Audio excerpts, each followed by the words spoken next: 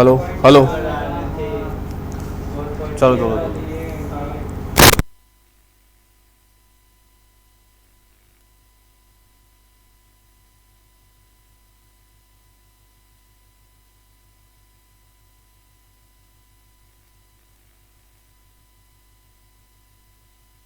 चलो, लास्ट हमने न्यूमेरिकल कर लिया था ना, परमेबिलिटी पे, परमेबिलिटी कंप्लीट कर लिया था। अब नेक्स्ट मेरा टॉपिक है different types of geological formation.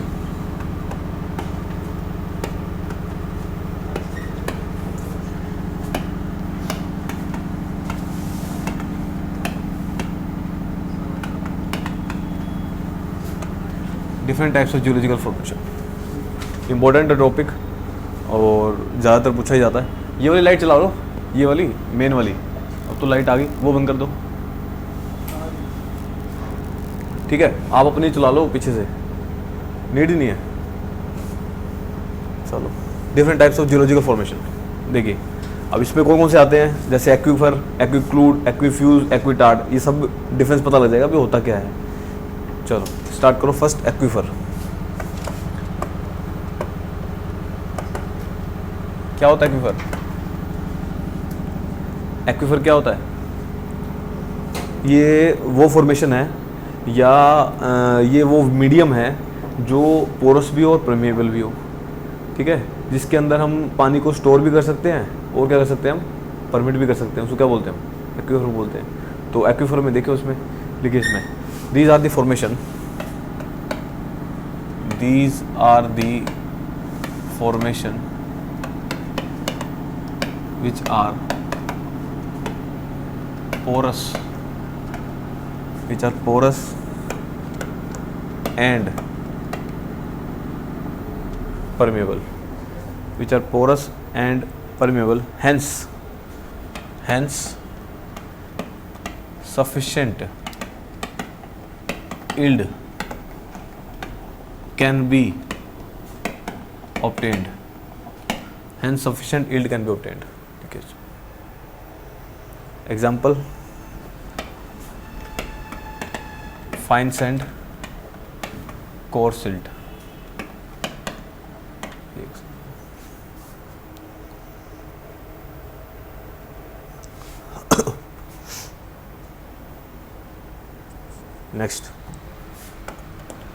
Next is aquiclude. Aquiclude क्या होता है? अब these are the formation which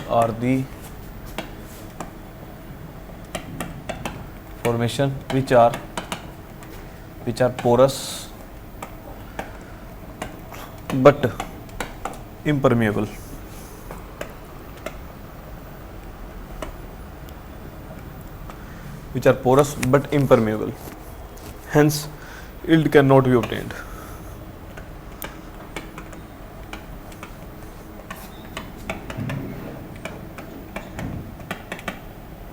Hence yield cannot be obtained। Example clay. अब क्ले क्या है? क्ले की पोरोसिटी तो है बड़ी, वो हमने डिस्कस कर लिया था, बट इसकी परमेबिलिटी इतनी ज़्यादा कम है भी इम्परमेबल बोलना पड़ता है। ये नहीं है भी बिल्कुल ही नहीं है। अच्छा, कोई भी मीडियम इम्परमेबल कब होगा? जब उसमें वॉइड्स ही नहीं होंगे। वॉइड्स नहीं होंगे मतलब पानी नहीं होगा, उसको बोलते हैं। यहाँ पे इम्परमेबल का मतलब बहुत कम परमेबिलिटी है। अब क्ले में वॉइड्स तो होते ही हैं, वॉइड्स हैं मतलब पानी का स्टोर तो कर ही रहा है वो, बट वो परमिट नहीं कर रहा, वो मतलब उसको एबिलिटी नहीं है उसकी भी पास कर सके प्रॉपरली। इसकी बहुत कम परमिटी है, मतलब वेरी लेस परमिटी बोल सकते हैं इसको, वेरी वेरी लेस बोल सकते हो, तो इम्परमेबल बोल देते हैं हम लोग। नेक्स्ट एक्वीक्लूड हो गया, एक्वीफर हो गया। नेक्स्ट है अपना एक्वीटार्ड। एक्वीटार्ड, these are the formation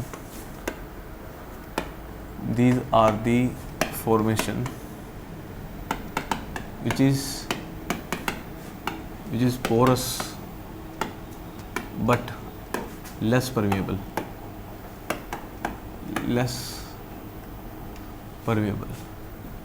these are the formation which are porous and less permeable, hence water does not flow,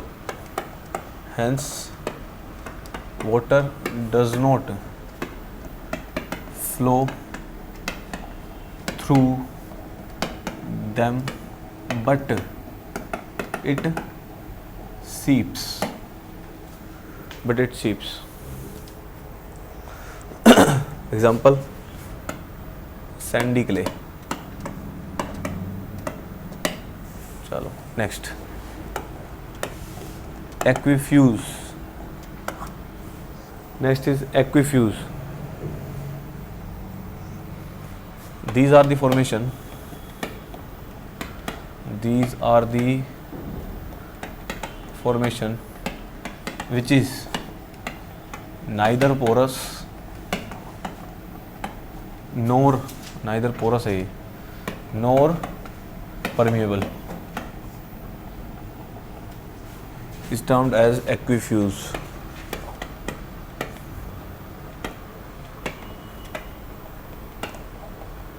example, granite. लिख लो इसको.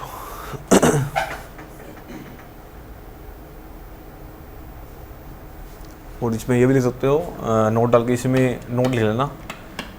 Hence no voids occur in it. Hence no voids occur in it. ये सब लिख लो.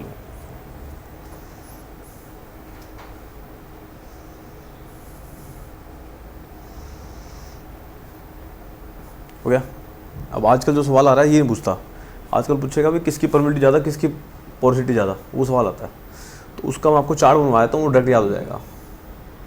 और समझ तो आएगा सारा कुछ. इसमें बताया नहीं. इसमें देखो नेक्स्ट बताया एक्विटार्ड में, जो कि पोरस तो है बट परमिटिविटी क्या है उसकी, लेस है. अगर परमिटिविटी लेस है तो कम पास करेगा पानी, मतलब रिसाव होगा पानी का, तो पानी रिसाव होता है. तो इस टाइप का मीडियम कब होता है, जब सैंडी क्ले हो. नेक्स्ट बताया aquifuge. These are the formation which is neither porous nor permeable. ना तो पोरस होगा ना ही परमिएबल होगा. अब ना तो पानी को स्टोर करेगा ना पानी को पास करेगा, तो उसको क्या बोल देंगे, एक्वीफ्यूज बोल देंगे. तो यहाँ पे ये क्यों बोला, या इसमें कोई वॉइड प्रेजेंट नहीं होते. तो इस टाइप का मटेरियल कौन सा होता है, ग्रेनाइट होता है. ये वो मीडियम्स हैं सारे के सारे. ठीक है, अलग अलग डेप्थ पे अलग अलग मीडियम्स मिलते हैं, उसी के अकॉर्डिंग इसकी प्रॉपर्टीज होती है. तो ये सारी कहानी है. अब तो जो सवाल आता है उसके लिए नेक्स्ट चार्ट बना लो. नेक्स्ट चार्ट है अपना, सबसे पहला है एक्वीफर. उसके बाद एक्वी क्या बताया था, एक्वीक्लूड. उसके बाद एक्वी टार्ड. उसके बाद एक्वीफ्यूज. उसके बाद यहाँ पे है पोरोसिटी. इसके बाद है परमेबिलिटी. सबसे ज़्यादा पोरोसिटी किसकी है इनमें से, सबसे ज़्यादा पोरोसिटी किसकी है, सबसे ज़्यादा पोरोसिटी है एक्वीक्लूड की. सो यहाँ पे 4 डंडे लगा रहा हूँ. सबसे ज़्यादा पोरोसिटी एक्वीक्लूड के बाद है एक्वीटार्ड की, यहाँ पे 3 लगा रहा हूँ.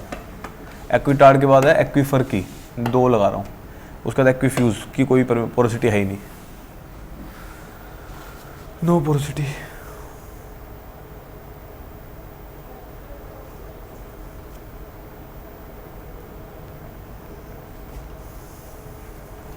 हो गया. परमेबिलिटी बताओ. परमेबिलिटी सबसे ज़्यादा किसकी है, एक्वीफर की, बता ही दिया. उसके बाद एक्वीटार्ड की.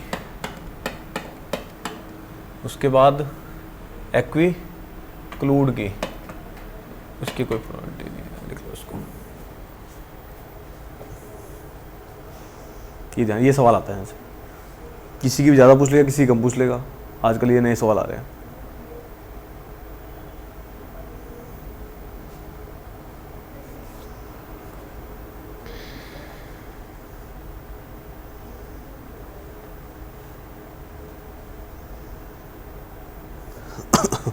ठीक है, ये सब ध्यान रख लेंगे. नेक्स्ट, अब नेक्स्ट फॉर्मेशन को देखते हैं. जो एक्वीफर्स के टाइप्स हैं वो अलग अलग टाइप्स पढ़ेंगे.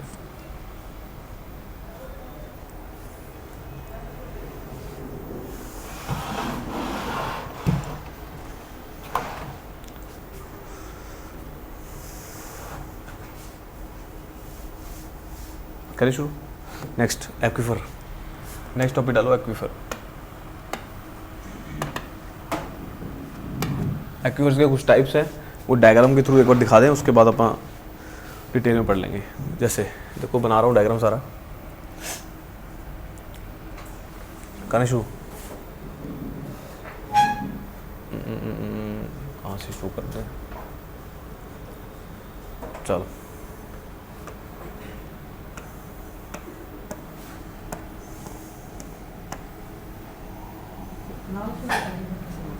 हाँ जी, कनाल इसमें थोड़ी आएगी।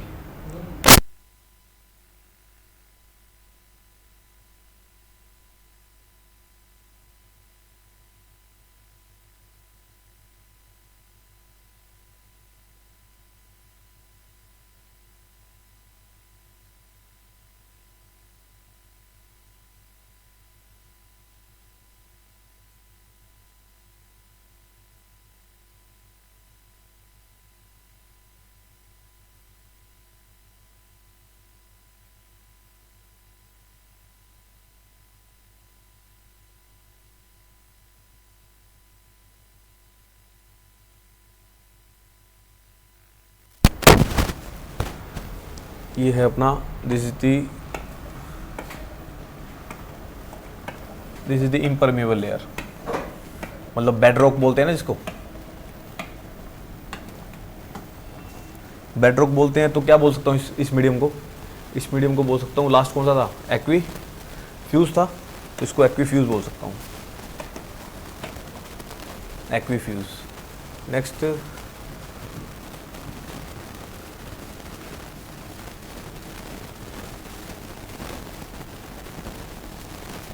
This is the ground surface, थोड़ा सा और ऊपर कर देते हैं इसको,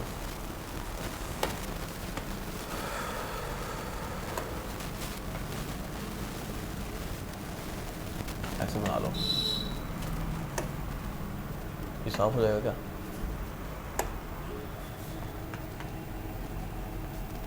ये लो ऐसे बना लो। This is the ground surface, अब ग्राउंड सरफेस है तो this is the ground surface.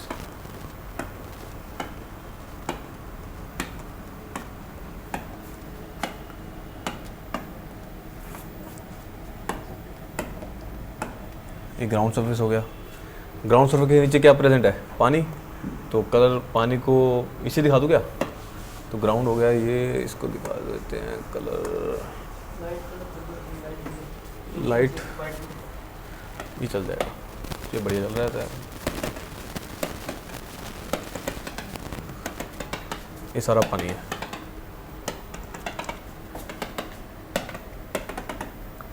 ठीक है। अब इसके बीच में बना दो अपने को इम्परमिएबल लेयर, ताकि कन्फाइंड को डिफाइन कर सकूं। This is the impermeable layer.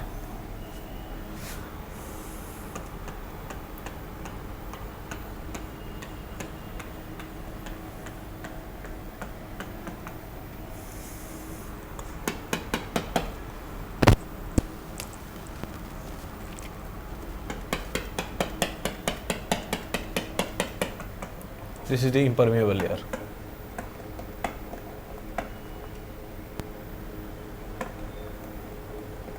Impermeable layer, ठीक है। यहाँ भी पानी है,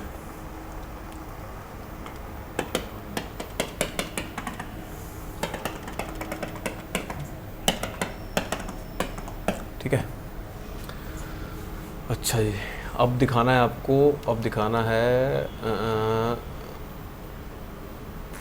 water level, water table, straight line, straight line में वाटर टेबल में दिखा देते हैं। इसमें दो ऊपर एक नीचे,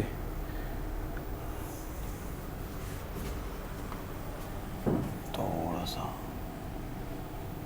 this is the water table, ये वाटर टेबल है। इसे आप थोड़ा सा वो इसको नीचे कर लेना अपने आप। This is the water table, अगर वाटर टेबल है तो this is the water table.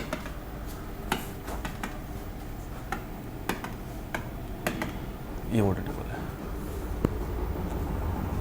ये ऑफ कर दो लाइट, ये वो चला दो।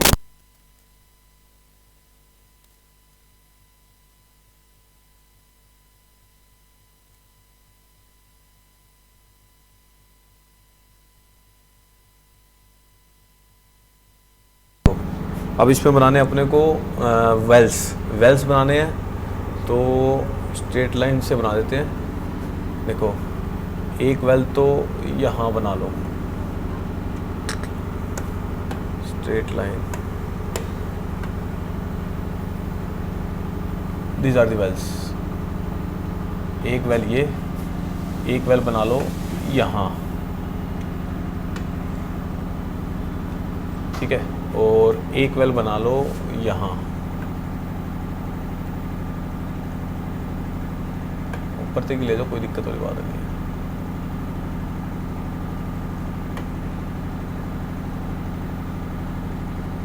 लो जी, this is the wells, 3 wells है। अच्छा, एक्वीफर। अब दो इम्परमिएबल लेयर के बीच में जहाँ पानी प्रेजेंट होता है, दो इम्परमिएबल लेयर, दोनों इम्परमिएबल है, इनके बीच में जहाँ पानी प्रेजेंट होता है उसको बोलते हैं confined aquifer. This is the confined aquifer. Ground surface और इम्परमिएबल लेयर के बीच में जहाँ पानी प्रेजेंट है उसको क्या बोलते हैं? दिस इज अनकॉन्फाइंड एक्वीफर, ठीक है। नेक्स्ट, उसके बाद है ये वेल्स। अब वेल्स में आपको देखना है, यार इसमें कैसे करंट आ रहा है। चलो नेक्स्ट है अपना, अब ये है वेल्स हैं। अब दो टाइप के वेल होते हैं, एक फ्लोइंग टाइप, एक नॉन फ्लोइंग टाइप। अब नॉन फ्लोइंग टाइप क्या होता है, जब ग्राउंड सरफेस से वाटर टेबल नीचे हो, ये वाटर टेबल नीचे है, इसके ग्राउंड सरफेस ऊपर है, अगर ग्राउंड सरफेस से वाटर टेबल नीचे हो तो उसको क्या बोलेंगे? This is the non flowing type. This is non flowing type, ठीक है। ये भी कौन सा टाइप हो गया? इसमें भी नीचे है ग्राउंड सरफेस से, इसको भी क्या बोलेंगे? This is non flowing type. अच्छा, इसमें बताओ, इसमें वाटर टेबल कहाँ है? ग्राउंड सरफेस से ऊपर, इसको क्या बोलेंगे? This is flowing type. This is flowing type, ठीक है। नेक्स्ट, अब कहता जब पानी यहाँ पे इस टाइप के फ्लोइंग टाइप को क्या बोलेंगे? जब ये नॉन फ्लोइंग टाइप है ना, ये फ्लोइंग टाइप है अपना। अब इस टाइप के जो जिसमें पानी जो है खुद का, मतलब यहाँ से पानी ले रहे हैं ऊपर वाले में, यहाँ पे क्या है, खुद के प्रेशर के कारण इसमें कोई एक्स्ट्रा प्रेशर नहीं होता। यहाँ पे तो एक्स्ट्रा प्रेशर होता है दो इम्परमिएबल लेयर के, यहाँ पे नहीं होता, तो नॉन फ्लोइंग ग्रेविटी टाइप बोलेंगे इसको, gravity type, non flowing gravity type. Next, इसी में ही जब आप बहुत नीचे से पानी निकालेंगे या कॉन्फाइंड एक्वीफर से निकालेंगे तो उसको बोलते हैं आर्टिजियन टाइप। तो non flowing artesian type, artesian type इसको बोल देंगे, non flowing artesian type, artesian well बोलते हैं इसको। अब आर्टिजियन क्यों बोला?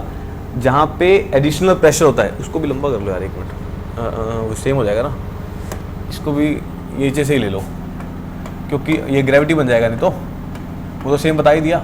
अब नॉन फ्लोइंग ये भी कौन सा हो जाएगा? आर्टिजियन। अब देखो आर्टिजियन नाम से ही पता लग रहा है, आर्टिजियन मतलब यहाँ पे तो कोई प्रेशर नहीं लग रहा, सिर्फ पानी पे खुद का पानी का प्रेशर है, इसमें एक्स्ट्रा प्रेशर कोई भी नहीं लग रहा। जैसे यार कमरे में पानी भर दो, कमरे में पानी भर दो, सारा पानी क्या करेगा? प्रेशर लगाएगा किसके ऊपर? वॉइड्स के ऊपर भी बोल सकते हो। इस अगर कमरे की बात करो तो कमरे की वॉल्स पे लगाएगा, और यहाँ वॉल्स के पे एक्स्ट्रा प्रेशर लगेगा जिसको बोलते हैं हाइड्रोस्टैटिक प्रेशर। तो यहाँ पे एक एडिशनल प्रेशर प्रेजेंट होता है, उसको उसके कारण इस प्रेशर को क्या बोलते हैं? Artesian pressure. आर्टिजियन मतलब एडिशनल। तो नॉन फ्लोइंग आर्टिजियन टाइप, यहाँ से पानी ले रहे हैं, फ्लोइंग आर्टिजियन टाइप यहाँ से ले रहे हैं, नॉन फ्लोइंग ग्रेविटी टाइप जो अपने आप पानी आ रहा है जिसमें कोई एक्स्ट्रा प्रेशर नहीं है, समझ गए? तो ये सारे एक्वीफर्स हैं सारे, तो लिख लो इसको सबको, बना लो उसको, दोबारा रिपीट कर देंगे सारा, जब समझ नहीं आया ध्यान से बना लेना, बस इसी से सारा याद हो जाता है, कभी रट्टा मारने की जरूरत नहीं पड़ती। कॉन्फाइंड क्या है, अनकॉन्फाइंड क्या है।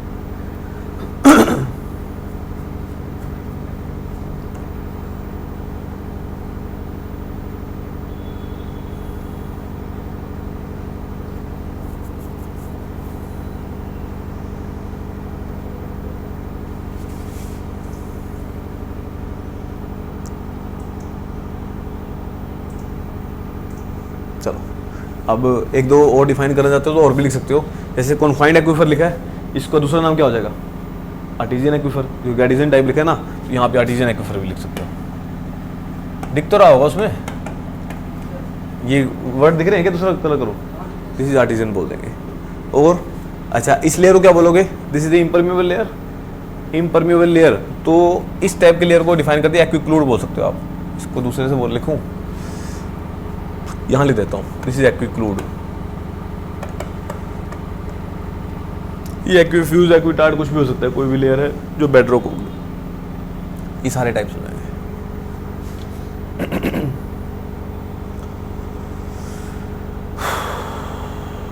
और बस, ठीक है। और एक और चीज है, इस लेयर को क्या बोलेंगे जहां पे पानी प्रेजेंट है? इसको बोलते हैं pervious medium. This is the pervious medium. इन दोनों को लिख लेना, दिस इज परवियस मीडियम। बस इतना बहुत है, दिस इज परवियस मीडियम। ठीक है। अब अनकॉन्फाइंड हो गया, कॉन्फाइंड हो गया, वो सारा कुछ हो गया। नेक्स्ट, एक टाइप का और एक्विफर होता है, इसमें आपको कॉन्फाइंड एक्विफर सारा बता दिया आपको। एक टाइप का और एक्विफर होता है पर्स्ड एक्विफर, तो उसका भी डायग्राम बना रहा हूं, उसका लिखवा देंगे सारा। नेक्स्ट लिखो pursued aquifer.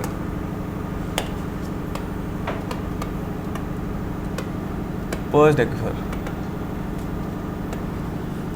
Pursued aquifer. Pursued aquifer किसको बोलते हैं?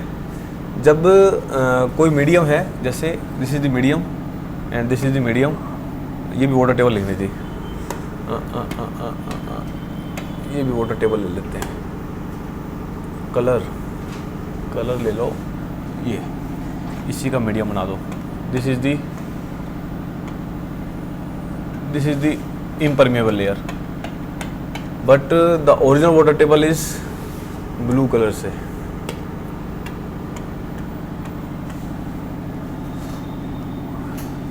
This is the original water table, ठीक है। यहाँ पे अब क्या होगा?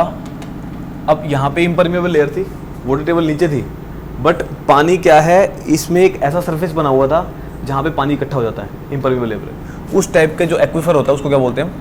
Pursued aquifer. This is the water table. ये बहुत छोटी दिखा रखी है, मतलब अल्टीमेटली एक आपको ओरिजिनल ग्राउंड वाटर टेबल से ऊपर एक इम्परमेबल लेयर होगी, ऐसी लेयर होगी जहाँ पे पानी मिल जाए। कई बार ऐसा होता है यार, देखो जैसे पानी निकालना है हमें, ओरिजिनल वाटर टेबल पे ना जाने से पहले ही हमें पानी मिल जाता है, तो उस टाइप का जो एक्विफर होता है उसको पर्स्ड एक्विफर बोलते हैं। समझ की बात?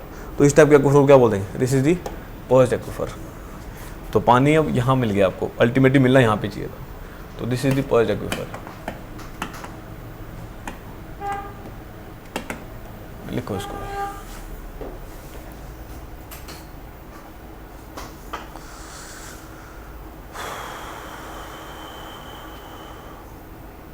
ठीक है। अच्छा, और यहाँ पे क्या प्रेजेंट होगा? यहाँ पे सॉइल प्रेजेंट होगी, this is soil medium.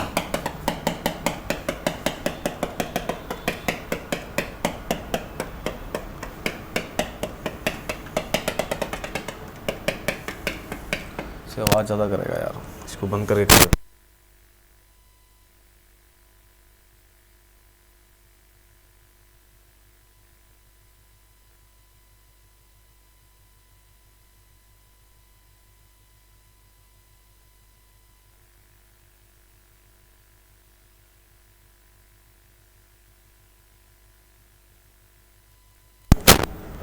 This is soil medium, ठीक है। अब कौन सा रह गया? हो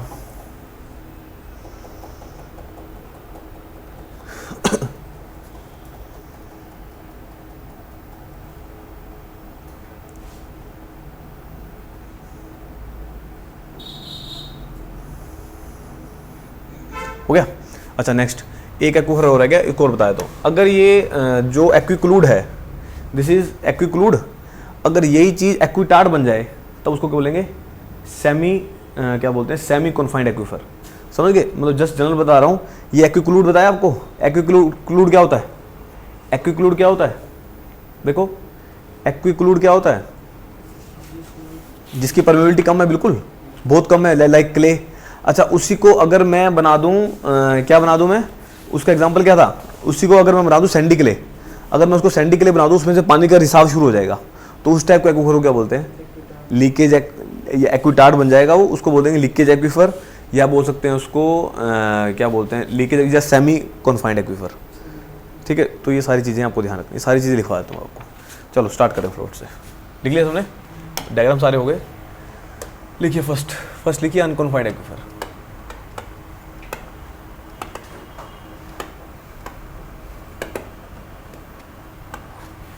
अनकॉन्फाइंड एक्विफर लिखो, it is the type of aquifer,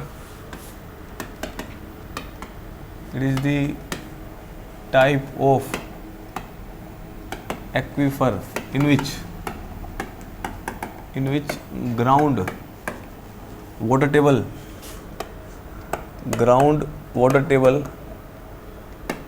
marks the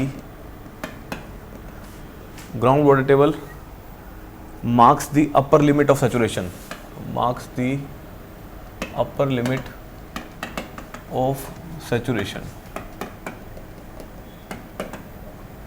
groundwater table marks the upper limit of saturation.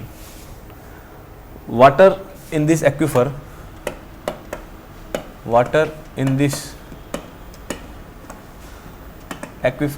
is not subjected to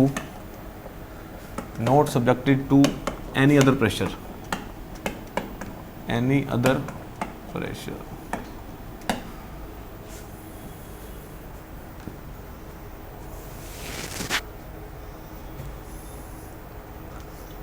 या एनी अदर प्रेशर, या बोल सकते हो not greater than hydrostatic pressure बोल सकते हो, और not greater than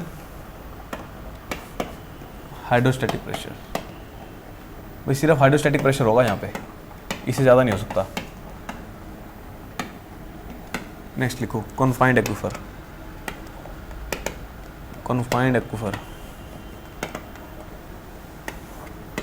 It is the type of aquifer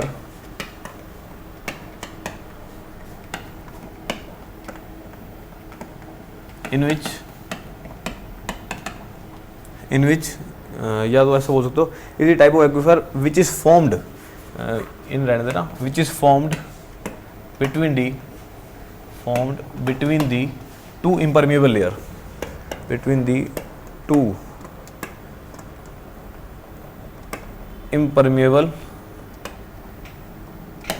दो इम्परमेबल लेयर के बीच में जो एक्विफर बनता है, that is pervious medium exist between the two impermeable layer. चलो कॉन्फाइंड का वो भी लिख लेना, आर्टिजियन एक्विफर ये भी लिख लेना बाद में, नहीं तो artesian aquifer.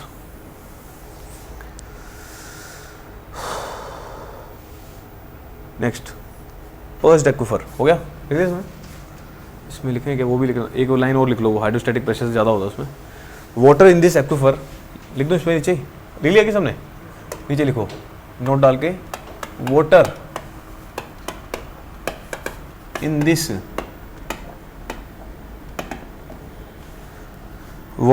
Aquifer is subjected to pressure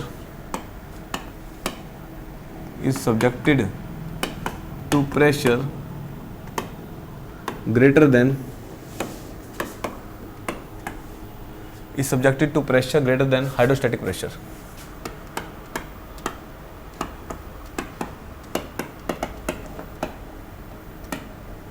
लिख लो, हो गया। और वो लिखवाऊंगे also termed as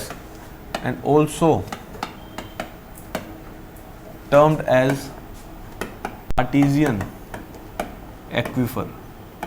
अब आर्टिजियन क्यों बोला है, क्योंकि एक्स्ट्रा प्रेशर है, ठीक है, एडिशनल प्रेशर है।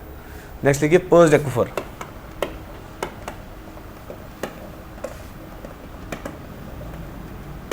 नेक्स्ट लिखिए perched aquifer.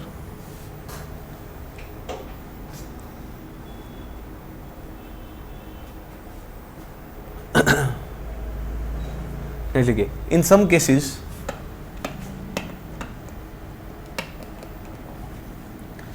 Cases impermeable layer is exist impermeable layer exist between impermeable layer exist between impermeable layer exist impermeable layer exist between लिख दिया, exist above लिखो यार, impermeable layer exist above the original water table, original water table, original water table, and carrying the saturated which carrying the saturated soil mass, which carrying the saturated soil mass, which carrying the saturated soil mass, and this source can also be used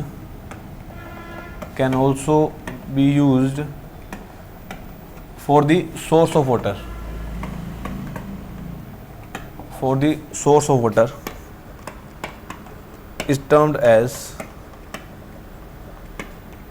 purged aquifer. लो हो गया?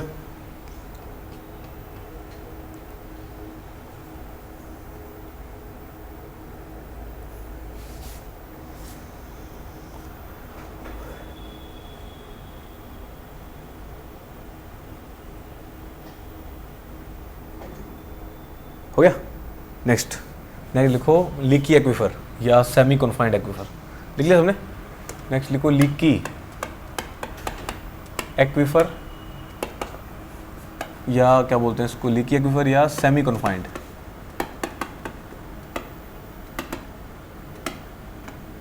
Aquifer.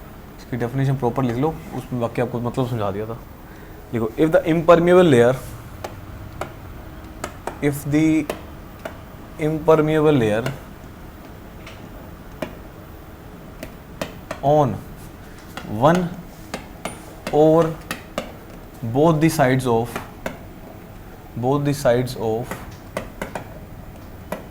confined aquifer,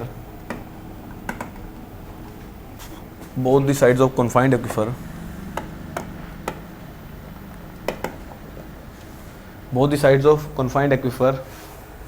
is aquitard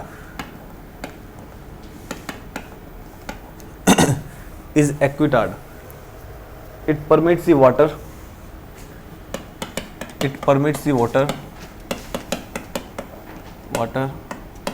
seep through it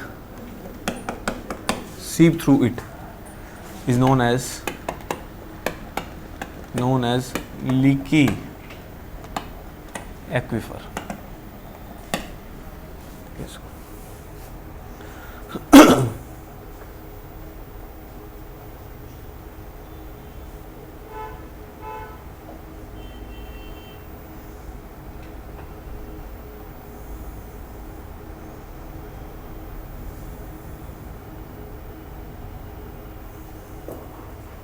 ठीक है, अब ये मतलब ये एक impermeable layer होगी जो प्रेजेंट है कन्फाइंड एक्विफर में। इसको मैं दोबारा शो करूं, लिख लिया आपने? ये लाइक ऐसा बोल सकते हो, यहाँ पे कोई आपकी एक इम्परमेबल लेयर प्रेजेंट है, एक इम्परमेबल लेयर प्रेजेंट है जो बिहेव कर रही है एज एक्विटार्ड, जिसमें से पानी को सीप हो सकता है। तो वो दोनों तरफ भी प्रेजेंट हो सकती थी, कन्फाइंड एक्विफर के एक तरफ भी प्रेजेंट हो सकती है। मतलब कन्फाइंड एक्विफर के अंदर जो इम्परमेबल लेयर प्रेजेंट है जिसके थ्रू पानी का रिसाव हो रहा है उसको बोलते हैं। तो उसी को अब कन्फाइंड एक्विफर का ही टाइप है तो सेमी कन्फाइंड एक्विफर बोल दिया इसको, मतलब उसी का सेमी एक्विफर हो गया है, तो इसी को ही बोलते हैं। तो ये सारे टर्म्स हैं, सवाल आते हैं, इसी से पूछ लेगा। ठीक है, चलें आगे। चलो नेक्स्ट टॉपिक है अपना, कितना टाइम हो गया इसको, अगला करें या इसी में चल रहे थे?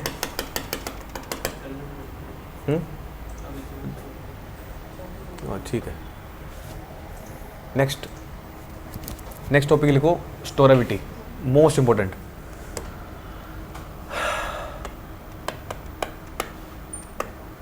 स्टोरेटिविटी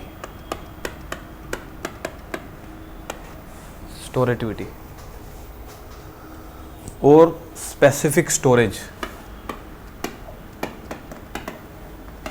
स्पेसिफिक स्टोरेज और स्टोरेटिविटी कोफिशिएंट, स्टोरेटिविटी कोफिशिएंट, ये लो बस, और कोफिशिएंट ऑफ स्टोरेज एक और लिख सकते हो, ये सब यही के नाम है, ऑफ स्टोरेज किसी भी नाम से दे देगा, स्टोर करने का कोफिशिएंट। अच्छा, ऐसी टर्म पहले कहाँ पढ़ी है जो पानी को स्टोर करती है? ऐसी टर्म पहले कहाँ पढ़ी है इन्वायरमेंट में? अभी 2 लेक्चर पहले बताया। जो पानी को स्टोर करती थी या पानी को ड्रेन आउट करती थी या पानी को रिटेन करती थी, रिटेन वाली तो थी स्पेसिफिक, एक तो थी स्पेसिफिक इल्ड, याद है? स्पेसिफिक इल्ड क्या होता था? स्पेसिफिक इल्ड क्या होता था? एक स्पेसिफिक रिटेंशन, एक स्पेसिफिक इल्ड, 2 पढ़ी थी मैंने आपको कहा था, एक जो पानी ड्रेन आउट हो जाता है ग्रेविटी के कारण, उसको क्या बोलते हैं? Specific yield. एक होता है स्पेसिफिक रिटेंशन, जो ग्रेविटी के अगेंस्ट जो पानी रुक जाता है उसको क्या बोलते हैं? Specific retention. इसका फॉर्मूला भी बताया था आपको, जितना पानी निकल गया to the amount of medium drained. Amount of medium drain क्या था? जितने मीडियम में से निकला, वो एग्जांपल बताया था आपको, कैसे पूरा शो करके दिखाया था। तो यहाँ पे भी क्या है? पानी को स्टोर करना है, कितना पानी स्टोर हो जाएगा, कितना पानी स्टोर हो जाएगा to the amount of medium drained. तो ये वैसी ही टर्म है, बट वहाँ यहाँ पे रीज़न कुछ भी हो सकता है। वहाँ पे रीज़न क्या था? सिर्फ ग्रेविटी थी, तो ग्रेविटी के कारण था वहाँ पे, यहाँ पे रीज़न कुछ भी हो सकता है, समझिए। तो पानी को स्टोर करना है आपको, इसकी मैथमेटिकल कैलकुलेशन देखेंगे, वो सब इसमें पढ़ेंगे। चलो लिखो डेफिनेशन, इसको डिनोट करते हैं एस से, इसको एस से डिनोट करते हैं, स्टोरेटिविटी। लिखिए इसको, डेफिनेशन लिखिए इसकी। It is defined as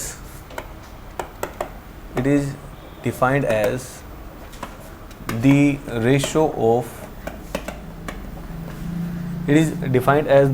of amount of water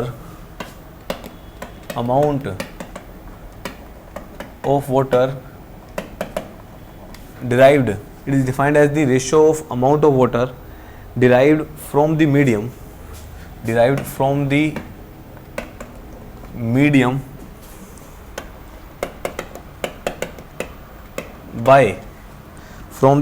by any means,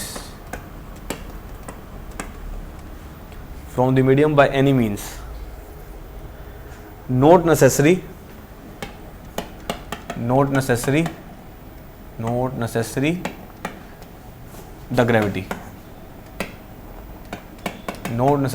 the gravity,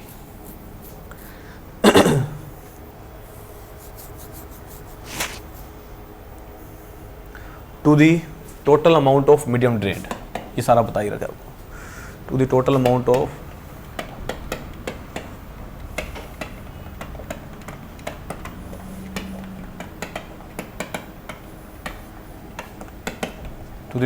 medium drained, लिख लो उसको। हो गया। अब फॉर्मूला क्या हो जाएगा इसका? फॉर्मूला हो जाएगा सेम फॉर्मूला। अब ये थ्रू एनी रीज़न, यहाँ लिख दूँ ऐसे, समझ आ जाएगा। थ्रू एनी रीज़न, वो रीज़न कुछ भी हो सकता है, जो नहीं ग्रेविटी वो लिखवा भी दी आपको। जो वॉल्यूम ऑफ वाटर ड्रेन्ड है,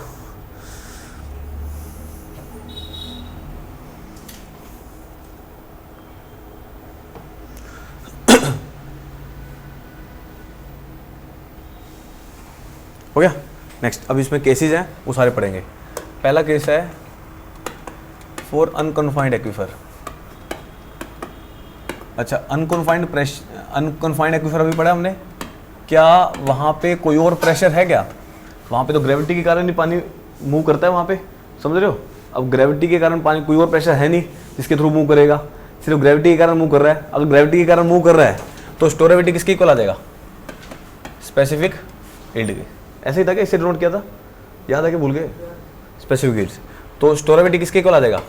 तो storability is equal to specific yield is equal to volume of water to the volume of medium drained. ये इसके इक्वल आ जाएगा, पहला केस।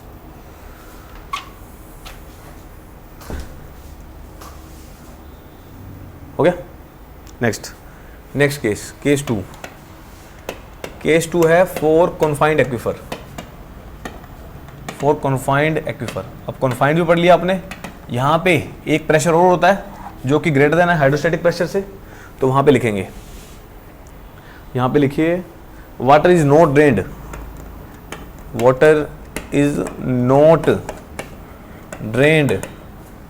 थ्रू ग्रेविटी,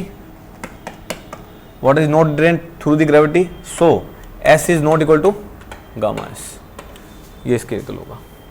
अच्छा, फिर वाटर ड्रेन करते कैसे हैं, इसमें से कैसे वाटर निकलता है या स्टोर होता है, तो वाटर कैसे निकलेगा उसके लिए अलग मैकेनिज्म है, वो लिखवाता हूँ। लिख लिया हमने। हेंस, नेक्स्ट पॉइंट लिखो इसमें, hence water is drained through the combined action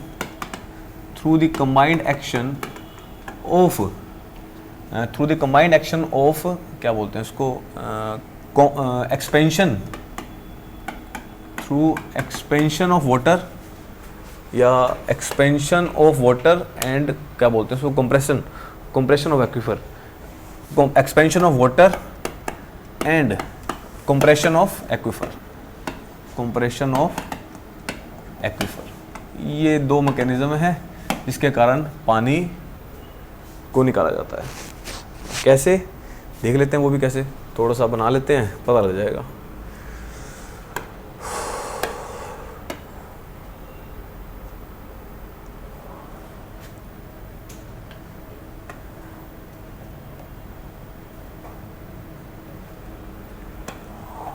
this is the impermeable layer.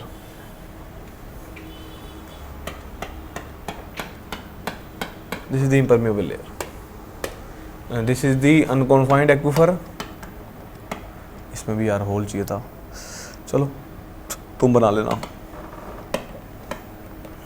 And this is the confined aquifer. यहाँ पे होल चाहिए तो कैसे करेंगे, हाँ वो ब्लैक कलर लेना पड़ेगा, यहाँ से पानी निकालना अपने को कॉन्फाइंड एक्वीफर से। अब इसको कैसे करूँ, ब्लैक कलर, हाँ ब्लैक ही ले रहा हूँ।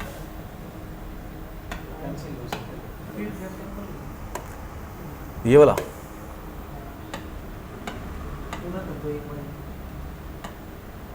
लो, ठीक है, बढ़िया हो गया। करो, ये है कन्फाइंड एक्वीफर, ये है अनकन्फाइंड, दोनों में पानी प्रेजेंट तो होगा ही। अब पानी को आपने इस वेल से निकालना है, तो क्या होगा, अलग अलग दो एक्सपेंशन लगेंगे, मतलब दो मैकेनिज्म लगेंगे। एक तो वाटर क्या करेगा, एक्सपेंड करेगा, या ऐसा बोल सकते हो पानी कैसे निकलेगा। देखो यहाँ पानी है, यहाँ पानी है,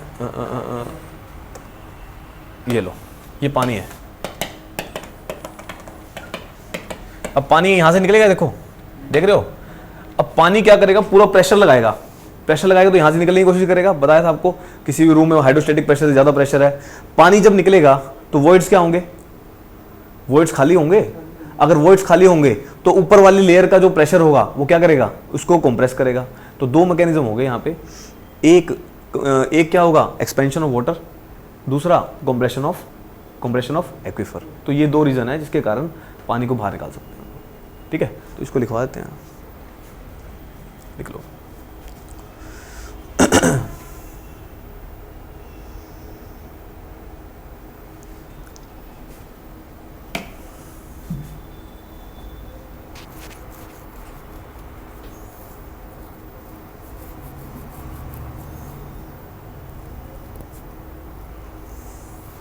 ठीक है, इसको लिख लो, 3-4 पॉइंट इसमें लिख लो, खत्म करते हैं इसको। लिखवा दूँ, चलो इसमें लिखिए फर्स्ट पॉइंट लिखिए इसमें, in confined aquifer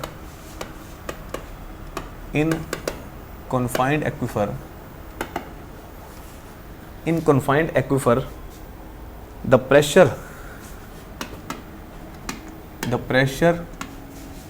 is more than hydrostatic pressure.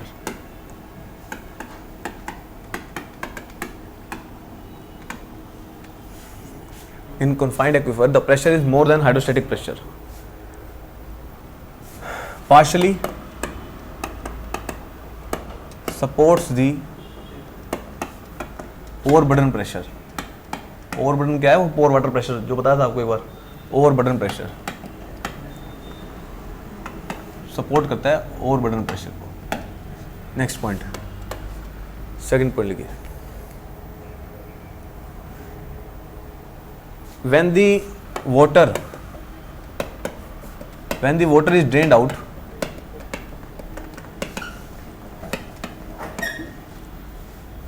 is drained out, via well, it will decreases the pressure. It will decreases the pressure.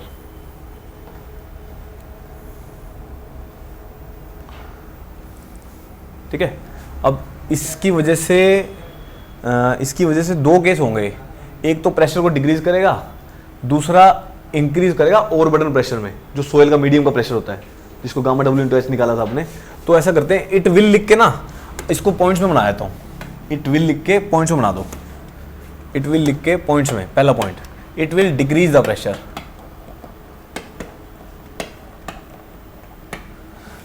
It will decrease the pressure which results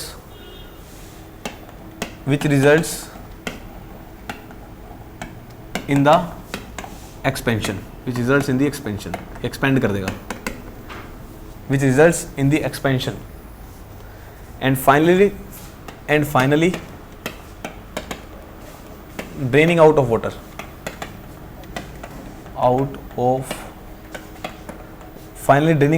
from the voids. ये लिखिए second point.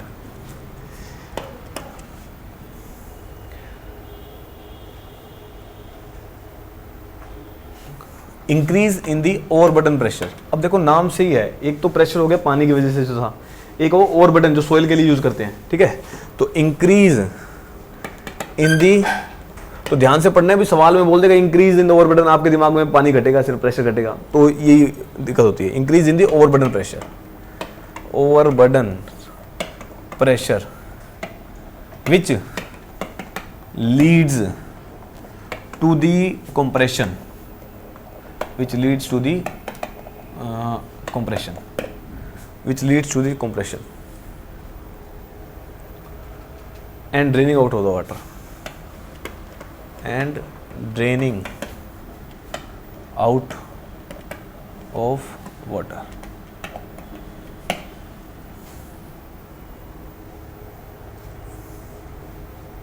ठीक है. ये लिख लो, सारा important है, पढ़ लेना इसको, अच्छा है. नेक्स्ट, अब करते हैं हम मैथमेटिकल कैलकुलेशन. ठीक है. नेक्स्ट, अब स्टोराविटी जो रिलेशन है उसका, वो कैसे फाइंड आउट होता है वो फाइंड आउट करेंगे. स्टोराटिविटी, मैथमेटिकल कैलकुलेशन. इसकी कैलकुलेशन एक बार डायरेक्ट फॉर्मूला बता रहा हूँ, फिर उसको प्रूव कर देंगे. S equal to gamma W into H into में अल्फा प्लस नीटा इंटू में बी. बीटा है वो, बी की जगह बीटा कर देना. ये फॉर्मूला होता है इसका. दूसरा फॉर्मूला है गामा डब्ल्यू, सेम है वैसे, इंटू एच. अल्फा को लिखते हैं 1 बाय में ई एस प्लस नीटा 1 बाय में, ये भी ई ही होता है, मॉडुलस ऑफ इलास्टिसिटी अलग अलग है, इसको बोलते हैं ई डब्ल्यू वाटर की. ये लिख लो. अभी प्रूव कर दूंगा ये कैसे आता है, जस्ट फॉर्मूला आपको ध्यान रखने के लिए बता दिया. अल्फा बीटा क्या है वो सारा बता देता हूँ. सबसे पहले लिखो यूनिट वेट ऑफ वाटर. ये क्या है? This is unit weight of water. उसके बाद एच है थिकनेस ऑफ कॉन्फाइंड एक्विफर. इसको बड़ा एच कर लो, थिकनेस ऑफ कॉन्फाइंड एक्विफर.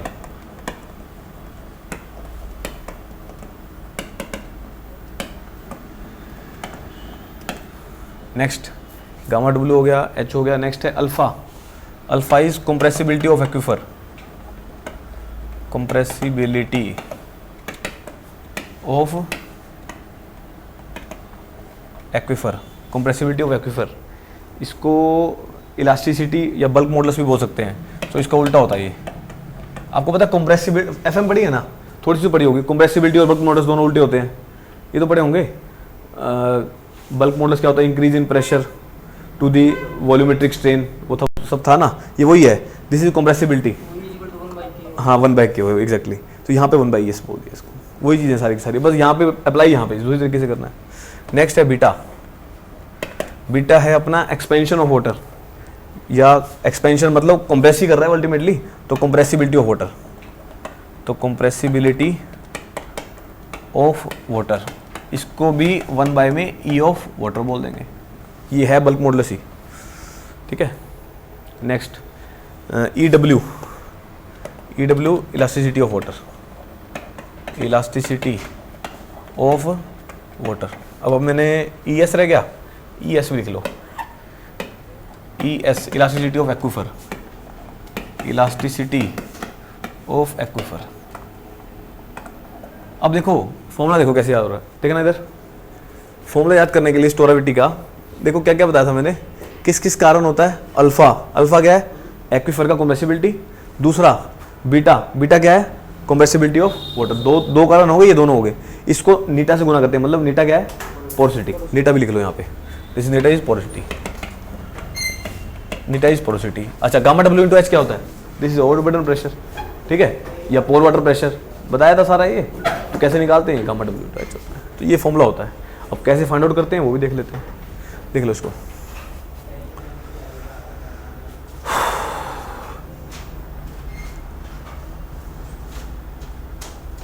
चलो स्टार्ट करें। अब इसकी वैल्यू किस चीज के बीच में लाई करती है, वो वैल्यू वो लिख रहा हूं। Storativity, storativity is lie in the range of 5 × 10⁻³ to 5 × 10⁻⁵। इसके बीच में इसकी वैल्यू लाई करती है, ठीक है। अब कंसीडर कर रहा हूं, एक सोयल का फेज डायग्राम याद ही होगा सबको, पढ़ा था ना पहली क्लास में, बताते हैं सोयल का फेज डायग्राम। क्या क्या था यहाँ पे, दिस इज वाटर, यहाँ पे सॉलिड्स, यहाँ पे दो टाइप में डिवाइडेड था। क्या क्या था यहाँ पे, वॉइड्स, वॉल्यूम ऑफ वॉइड्स बोल सकता हूँ इसको, बोल दूँ, या वॉल्यूम ऑफ वॉइड्स, यहाँ पे वॉल्यूम ऑफ सॉलिड्स। यहाँ पे क्या क्या होता है, वॉल्यूम ऑफ एयर प्लस में वॉल्यूम ऑफ, ये सारी कहानी होती है, ठीक है। तो नीटा किसके इक्वल होता है, नीटा porosity volume void to the total volume. So volume void किसके इक्वल आ जाएगा, नीटा इंटू में। अब मेरे को एक ही टर्म में कन्वर्ट करना है, तो मैं वॉल्यूम के टर्म में करूंगा, तो इस टर्म को क्या बोल दूंगा मैं, दिस इज नीटा इंटू में वॉल्यूम, ये बोल दूंगा, इसको यूज कर लेंगे, समझ गए। अब ना कि मैं वॉल्यूम वॉइड यूज करूं, एयर यूज करूं, वाटर यूज करूं, डायरेक्ट नीटा इंटू में वॉल्यूम यूज करूंगा, वाटर का वॉल्यूम, क्योंकि वाटर का चाहिए मेरे को। तो इसको ध्यान रख लेंगे, बस आगे स्टार्ट करते हैं इसकी डेरिवेशन।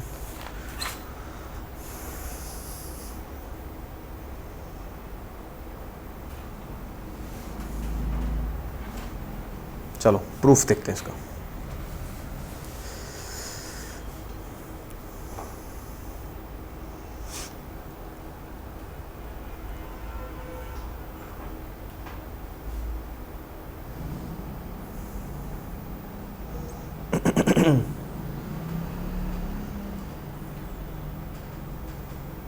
ओके चलो प्रूफ, प्रूफ देखो, स्टोरेटिविटी किसके इक्वल है, amount of water drained to the total medium, amount of medium drained, amount of medium drained, amount of water drained, कितना अमाउंट ऑफ वाटर ड्रेन्ड है। अब ये किस चीज के इक्वल था, दो चीज के इक्वल था, डेल्टा VW प्लस में डेल्टा VW प्लस में, और किसके इक्वल है, डेल्टा VW प्लस में कौन सा था एक और, एक तो ये एक्सपेंशन ऑफ वाटर हो गया, दूसरा कंप्रेसिबिलिटी ऑफ एक्विफर, ये था ना, to the total medium drained total volume के इक्वल, ये था फॉर्मूला मेरा। सो इसको क्या बोल सकता हूँ, delta VW delta V W is expansion of water, expansion of water, delta ये क्या था, कंप्रेसिबिलिटी ऑफ एक्विफर। अब देख लेते हैं इसकी वैल्यूज, देख लो उसको।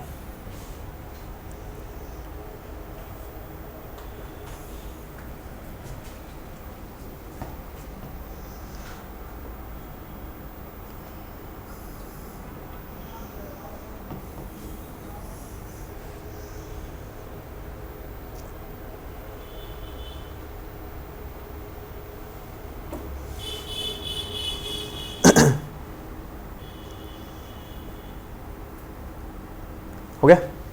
अब देखो, अब निकाल लिया मुझे डेल्टा वी डब्ल्यू की वैल्यू और डेल्टा वी ए की वैल्यू। अब सबसे पहले मैं निकाल रहा हूँ delta V W. Delta V W किससे रिलेटेड है, वाटर से रिलेटेड है, हैं? वाटर मतलब expansion of water, expansion of water. अब मैंने मान लिया भी पानी जब ड्रेन हुआ तो 1 यूनिट प्रेशर में रिलीज हो गया। 1 यूनिट, एक इसलिए मान लिया, हाइट 1 इसलिए मान ली ताकि इजीली हो जाए। मैंने कहा जैसे ही पानी जब ड्रेन आउट करेगा तो प्रेशर रिलीज होगा, जितना भी प्रेशर होगा। तो मान लो let the 1 unit of pressure, when 1 unit of pressure is released, pressure is released when draining out of water, when draining out of water occur, draining out of water, जब draining होगी तब 1 unit of pressure release हो गया। अच्छा, अगर 1 unit release हो गया तो डेल्टा पी की वैल्यू क्या होगी, डेल्टा पी किसके इक्वल होता है, चेंज इन pressure, gamma W into H, तो गामा डब्ल्यू इंटू 1 के इक्वल आ जाएगा, चेंज इन प्रेशर निकल गया। ठीक है, अब ये बताओ मेरे को EW, what is EW, bulk modulus of elasticity.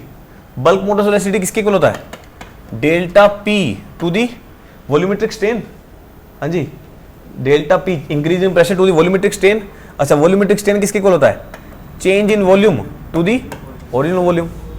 ठीक है, अच्छा डेल्टा P किसके इक्वल आया है, 1 इंटू में unit weight of water, change in volume किसके इक्वल आएगा, change in volume of water किसके इक्वल आएगा, change in volume of water कितना चेंज आया। अच्छा, टोटल वॉल्यूम किसके इक्वल है, नीटा इंटू में चेंज इन वॉल्यूम कितना चेंज आया, किसके इक्वल है change in volume, change in volume जो नीटा वी हो जाएगा, वाटर का चेंज है ना, सिर्फ वाटर का वॉल्यूम तो यही होगा, वाटर का वॉल्यूम यही होगा। ठीक है, अच्छा वैल्यू निकालनी है किसकी अपने को, डेल्टा वी डब्ल्यू की, डेल्टा वी डब्ल्यू की निकालनी है, इसको ऊपर ले जाओ। सो डेल्टा वी डब्ल्यू यहां आ जाएगा, delta V W equal to ऊपर क्या है, गामा डब्ल्यू इंटू में porosity into volume to the क्या रह जाएगा, ई ऑफ डब्ल्यू। ये वैल्यू आ गई।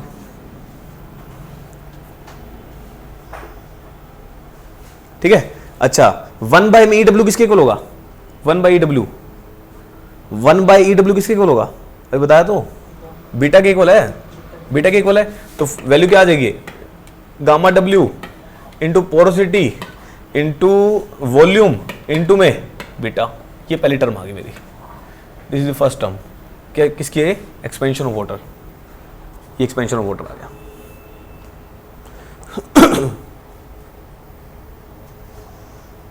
अब आ जाओ सोइल में, एक्वीफर में। ठीक है, नेक्स्ट वैल्यू किसकी निकाली है, एक्वीफर की। चलो एक्वीफर में देखते हैं, इतना हो गया, कुछ रह गया क्या। नेक्स्ट आ जाओ किसकी, कंप्रेसिबिलिटी ऑफ एक्वीफर निकालना है, compressibility of aquifer. Compressibility of aquifer कैसे निकलेगा, डेल्टा वीए, डेल्टा वीए किसके इक्वल होगा, मतलब वॉल्यूम किसके इक्वल होता है, जितना एरिया इनटू में चेंज इन हाइट, जितना हाइट में चेंज आया, मतलब जितना पानी निकला होगा उतना ही हाइट में चेंज आया होगा, ये वही चेंज है, डेल्टा एच वही रहेगा।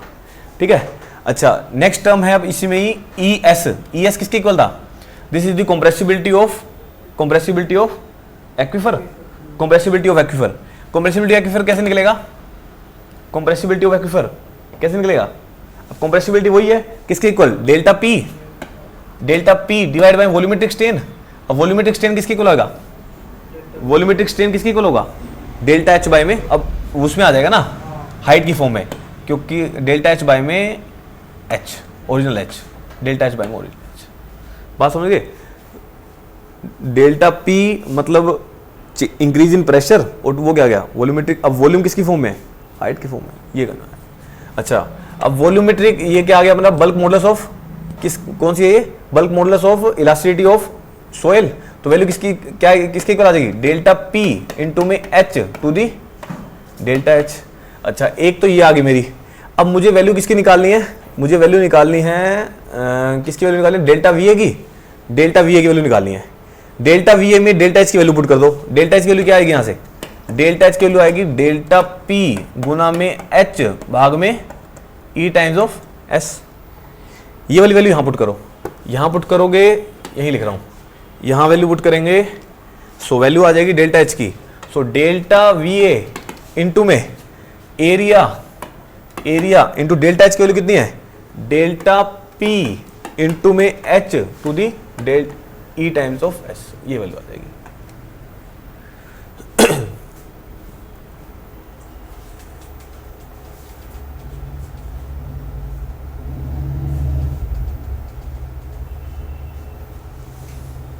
हो गया।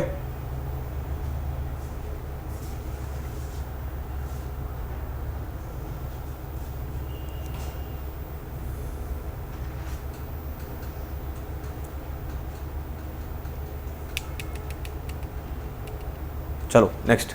अच्छा अब बताओ delta V A value put करो सारी। एरिया डेल्टा पी किसके इक्वल था, 1 इंटू में unit weight of water into में एच डिवाइड बाय में E times of S. Delta V ए किसके इक्वल आ जाएगा, एरिया इंटू में unit weight of water into में एच 1 बाई ए किसके इक्वल था, दिस इज अल्फा। ये वैल्यू होगी, ठीक है, लिखो उसको।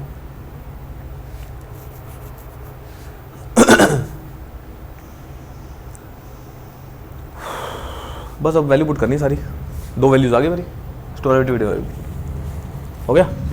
नेक्स्ट वैल्यू पुट करो और वैल्यू बताना सारी क्या क्या है। वैल्यू आएगी मेरी एस इक्वल टू, सबसे पहले कौन सा था, एक्सपेंशन ऑफ वाटर। बोलना वैल्यू कितनी आई है एक्सपेंशन ऑफ वाटर की, expansion of water gamma W into में gamma W, sorry gamma W नीटा इंटू में वी इंटू में beta plus gamma W into into में बोलो आगे एरिया, एरिया इंटू में एच इंटू में अल्फा डिवाइड बाय में टोटल वॉल्यूम 1 इंटू में एरिया। एक यूनिट है ना, हाइट तो एक यूनिट बनी हुई है। चलो अब वैल्यू सोल्व करेंगे। वॉल्यूम को क्या लिख सकते हो, एरिया इंटू हाइट लिख सकते हो, वॉल्यूम को एरिया इंटू हाइट लिख सकते हो। तो एरिया एरिया एरिया तीनों कैंसिल हो जाएंगे, ठीक है, एरिया एरिया एरिया सब जाएगा, ठीक है ना, एरिया एरिया एरिया। अच्छा S equal to gamma W into area तो खत्म हो गया, बचा कितना, नीटा into H into beta plus gamma W into area गया एच इंटू में अल्फा। कॉमन क्या ले लूँ, गामा डब्ल्यू इंटू में बड़ा एच, कॉमन क्या आ जाएगा, आगे क्या आ जाएगा अल्फा प्लस में नीटा बीटा। ये नीटा बीटा यहाँ से लिख दिया, कोई बात है।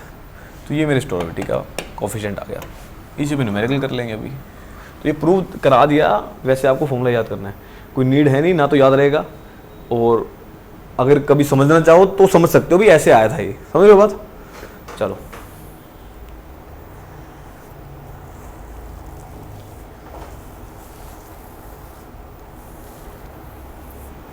हो गया। चलो नीचे नोट डाल के पॉइंट लिख लो इसमें, सिग्निफिकेंस क्या है स्टोरेबिलिटी का। देखिए इसमें स्टोरेबिलिटी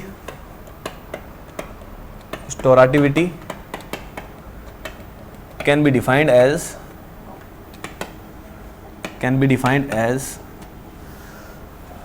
storavity can be defined as the volume of water released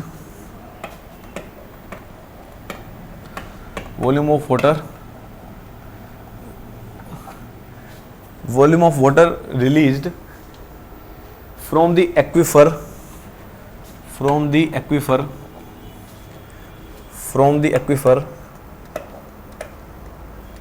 of full height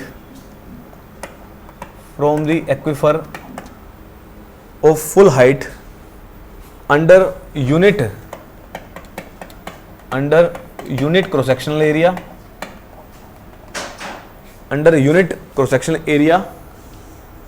and the piezometric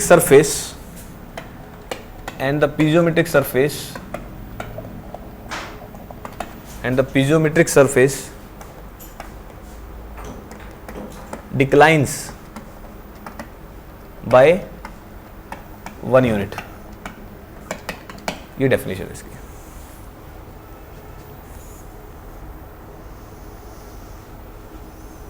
मतलब समझ गए स्टोरेबिलिटी है क्या? अल्टीमेटली बता रहा है कितना पानी रिलीज करेगा full height of confined aquifer से। फुल हाइट ऑफ कॉन्फाइंड जब यूनिट क्रॉस सेक्शन एरिया मान लेंगे, under the unit cross section area and piezometric surface declines by 1 unit. देखो एरिया तो कट ही गया ना, तो यूनिट हाइड्रो ये कर लिया और 1 यूनिट अपन ने हाइट मानी थी इसकी, तो पीजोमेट्रिक सरफेस 1 यूनिट से डिक्लाइन किया है। तो ये मान के जो वैल्यू आएगी इसको ये बोलते हैं gamma W into H full height होगी, अल्फा बीटा ये सब। क्लियर है बात? चलो सवाल लिखो इस पर।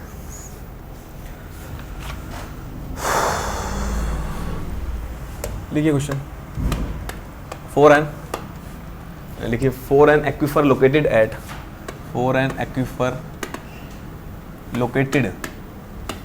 Eight certain place. राहुल कहाँ चला गया? Located at certain place a zone of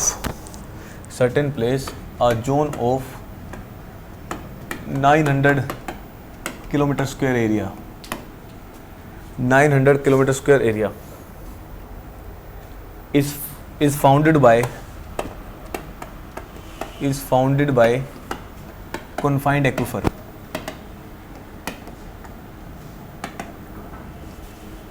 Is founded by confined aquifer. 900 kilometer square area is founded by confined aquifer of 20 meter thickness. सारा कुछ दे रखा है 20 meter thickness.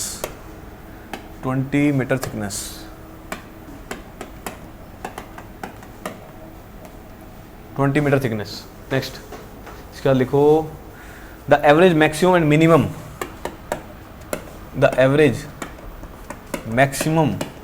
And minimum cross sectional area, minimum height, या ऐसा बोल सकते हो declines लिखना था यार। The average maximum and minimum piezometric level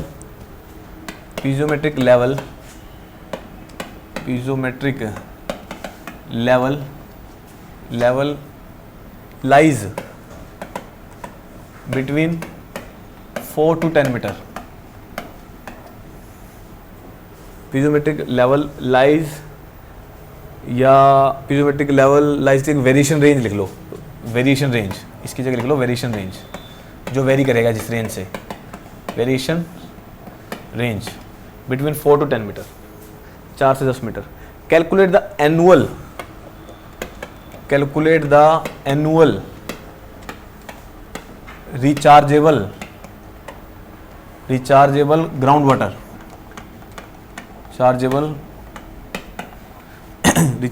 annual rechargeable ground water storage from the area.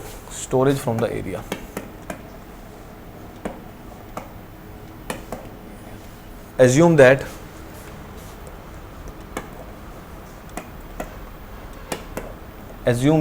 the storativity constant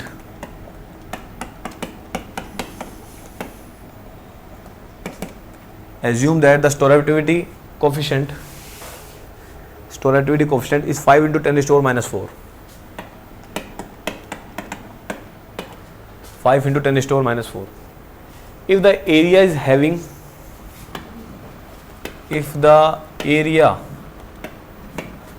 having 40 wells, 40 wells का area cover कर रहा है, जितना भी पानी है ना वो, each pumping of water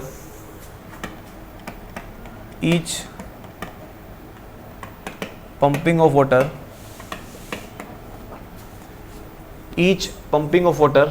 for about 200 days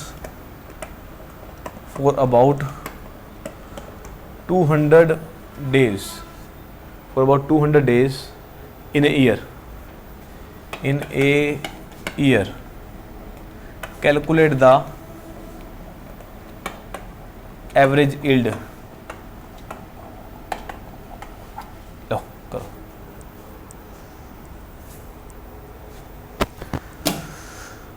दो मिनट ध्यान से पढ़ लोगे तो क्वेश्चन हो जाएगा। करिए।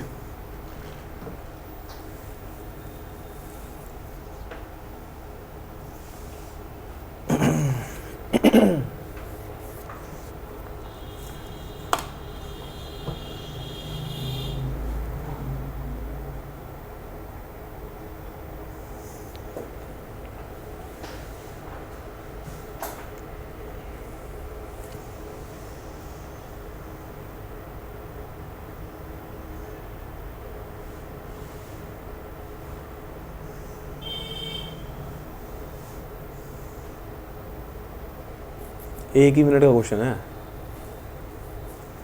अब ये देखो, मतलब समझो, देखो ध्यान से समझो। For an aquifer located at certain place a zone of 900, अब एरिया दे रखा है आपको, कोई area 900 kilometre square is founded in a confined aquifer, मतलब कॉन्फाइंड का है, मतलब स्टोरेटिविटी का क्वेश्चन है, ध्यान रखना इसको।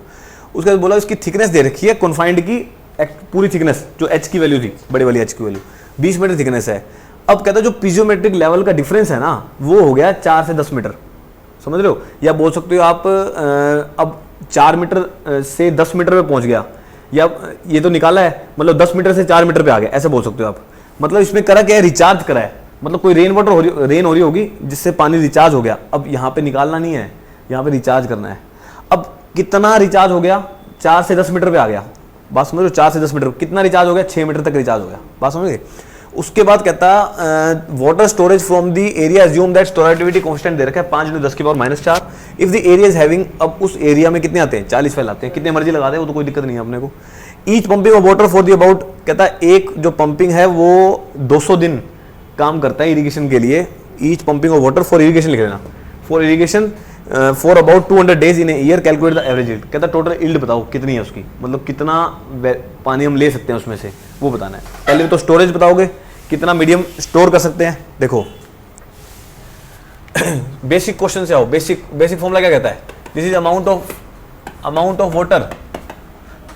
ऑफ वाटर, क्या लिखूंगा यहाँ पे, रिचार्ज है तो स्टोर लिख दूं यहाँ पे, जितना स्टोर कितना होगा, मतलब जितना पानी ऊपर से आएगा उतना ही स्टोर होगा, समझ लो, जितनी रेन आएगी उतना ही स्टोर होगा। तो amount of water stored to the amount of, क्या लिख दूं, मीडियम ड्रेन्ड। वहां पे मैंने ड्रेन लिखा था, यहाँ पे अमाउंट ऑफ मीडियम ड्रेन लिखा था, amount of medium drained, amount of medium drained. अब अगर एस की वैल्यू गिवन है आपको, एस को गुना कर दूं मैं किससे, अमाउंट ऑफ मीडियम ड्रेन्ड।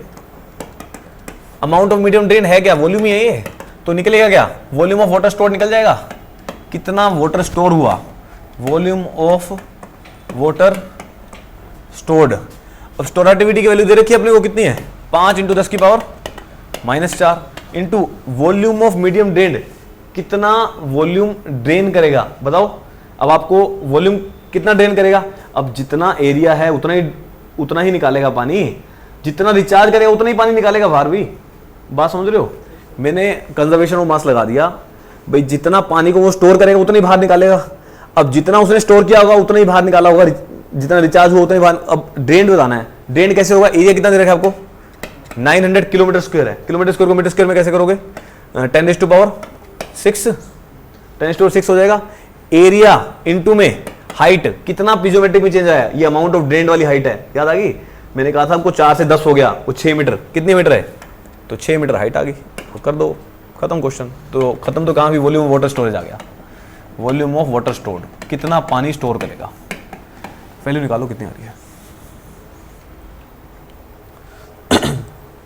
अब ये वैल्यू किस में आ रही है, ये बहुत बड़ी वैल्यू आएगी, देखो 10⁻6 ये है, तो उसको मिलियन मीटर क्यूब में कर लोगे। मिलियन मीटर क्यूब में कैसे करते हैं, 10⁻⁻6 कर दोगे, वैल्यू निकालो कितनी आ रही है।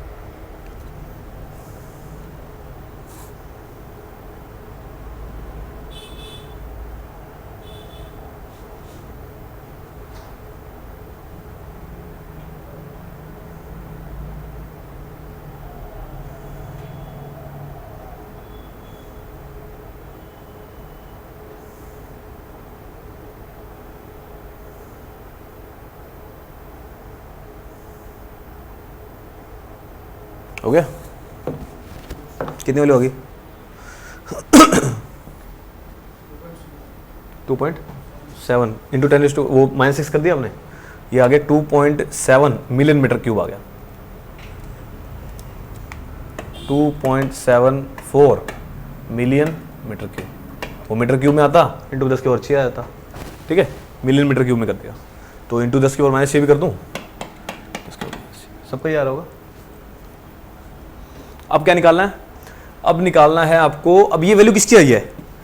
ये वाटर स्टोर हो गया, एक साल के अंदर कितना पानी स्टोर हुआ, एनुअली है ये, एनुअल वाटर स्टोरेज आ गया। अच्छा, एनुअल वाटर स्टोरेज क्या होता है? सेकंड पार्ट है इसका, एनुअल वाटर स्टोरेज किसके इक्वल होगा? जितनी यील्ड है उसकी डेली की, या पर सेकंड की बोल सकते हो, या पर डे की बोल सकते हो, किसी में भी कर सकते हो। एवरेज यील्ड इनटू क्या हो गया ये?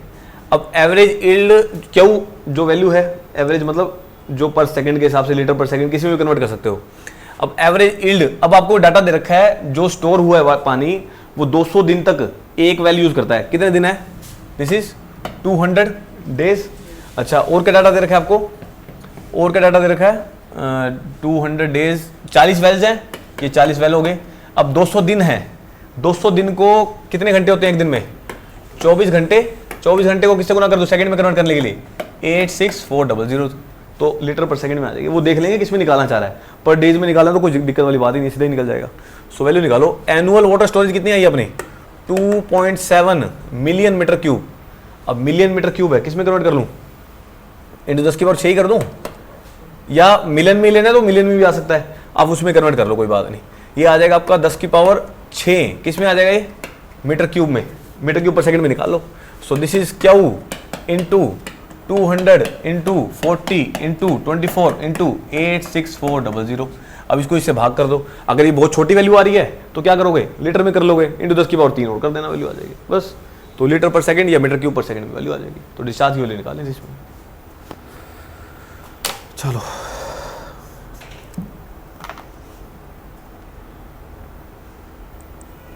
सुनील, जाना अर्जेंट है क्या आपका?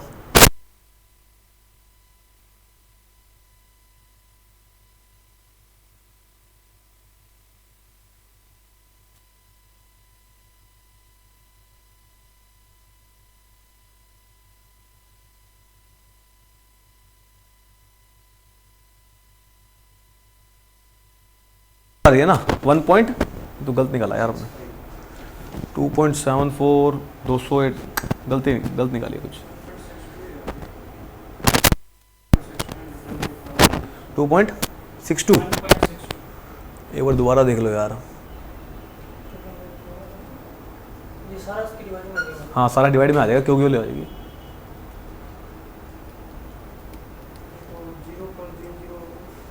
हाँ आएगी, तो इंटू 10 की और 3 कर दो, लीटर पर सेकंड में आ जाएगा।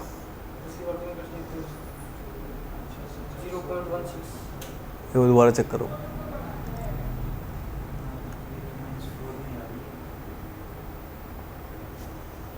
दोबारा चेक कर लो। 86,400 ऐसे निकालो। 2.74 इंटू 10 की पावर 6, ये है million metre cube. Million sorry metre cube में आ गया ना ये, डिवाइड बाय में। इसको सेकंड में करने के लिए 200 तो दिन है, 40 वेल हैं, 24 घंटे हैं, 86,400 है। तो जो भी वैल्यू आ जाएगी ये आ जाएगी। अब ये जो वैल्यू आएगी मीटर क्यूब पर सेकंड में, आप ज़्यादा छोटी आ रही है इंटू 10 की पावर 3 कर देना, किस में हो जाएगा ये, लीटर पर सेकंड में आ जाएगा, जो भी वैल्यू आ रही है।